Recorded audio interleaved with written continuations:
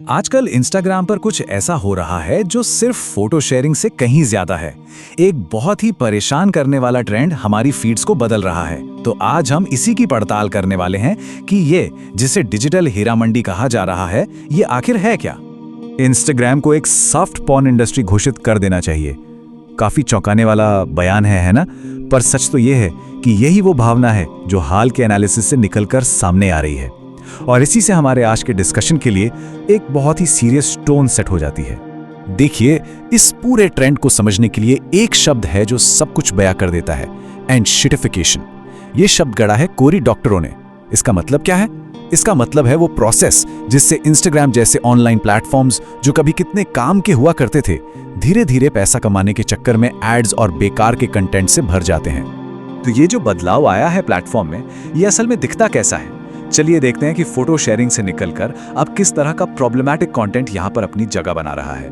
अब देखिए, यहाँ कंटेंट की एक पूरी नई प्लेबुक बन चुकी है। जैसे संतूर मॉम या संतूर डैड वाला ट्रेंड, जिसमें माता पिता और बच्चों के रिश्ते को अजीब तरह से सेक्सुअलाइज किया जा रहा है। फिर हैं GRW यानी get ready with me videos, जो अब शरीर दिखाने का एक जरिया बन गए हैं। एस्ट्रो बेड भी है, जहाँ ज्योतिष की आड़ में भड़काऊ कंटेंट परोसा जा रहा है। डार्क ह्यूमर के नाम पर दोहरे मतलब वाले और वल्गर डायलॉग्स को नॉर्मल बनाया जा रहा है। और जो शायद सबसे ज्यादा चिंता की बात है, वो है बच्चों का इस्तेमाल।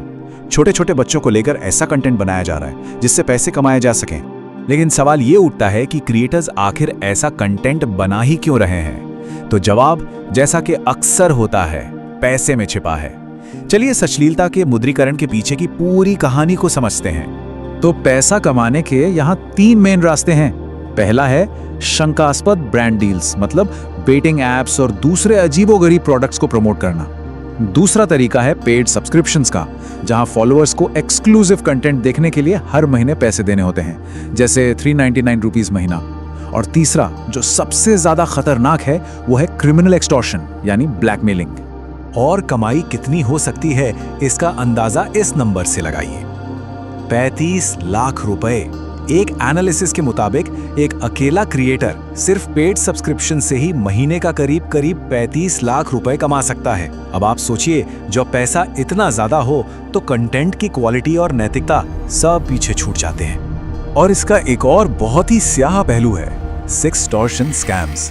होता क्या है कि स्कैमर्स अच्छी खासी दिखने वाली प्रोफाइल बनाते हैं, लोगों को वीडियो कॉल पर आने के लिए फुसलाते हैं और फिर उस कॉल को रिकॉर्ड कर लेते हैं। बस फिर उसी रिकॉर्डिंग के दम पर उन्हें ब्लैकमेल किया जाता है।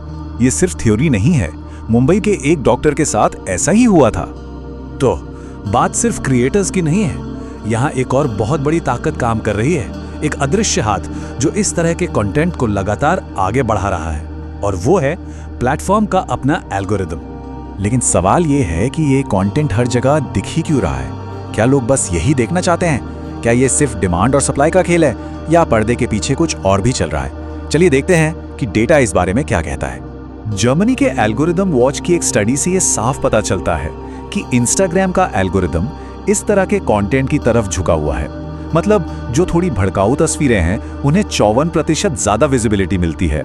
जो शर्टलेस पुरुषों की तस्वीरें हैं, उन्हें 28% ज्यादा। और जो बिल्कुल नॉर्मल तस्वीरें हैं, उनकी विजिबिलिटी 60% तक कम हो जाती है। तो बात साफ है, प्लेटफॉर्म खुद इस तरह के कंटेंट को पुश कर रहा है। और ये जो कुछ भी डिजिटल दुनिया में हो रहा है, इसका असर सिर्फ वहीं तक नहीं रहता।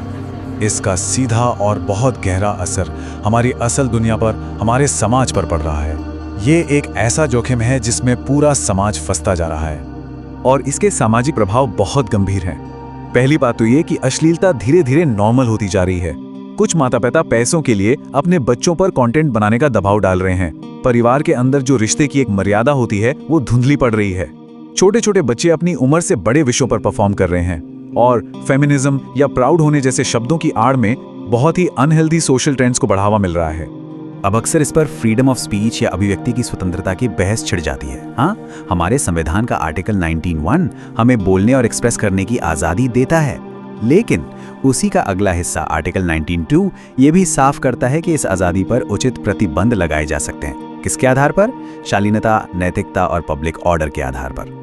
और देखिए, दुनिया भर की सरकारें इस पर एक्शन ले रही हैं। मिसाल के तौर पर 2024 में ऑस्ट्रेलिया ने 16 साल से कम उम्र के बच्चों के लिए सोशल मीडिया पर ही बैन लगा दिया। ये एक बहुत बड़ा कदम है। और ये सब हमें एक बहुत ही बड़े और ज़रूरी सवाल पर लाकर खड़ा कर देता है। जब प्लेटफॉर्म्स खुद को बदलने के लिए तैयार नहीं दिख रहे हैं, तो क्या भारत को अपने डिजिटल भविष्य को बचाने के लिए और ज़्यादा सख्त नीतियां लागू करनी चाहिए? ये सवाल सिर्फ सोचने के लिए नहीं है, बल्कि हमारे समाज के आने वाले कल के लिए बेहद ज़रूरी है।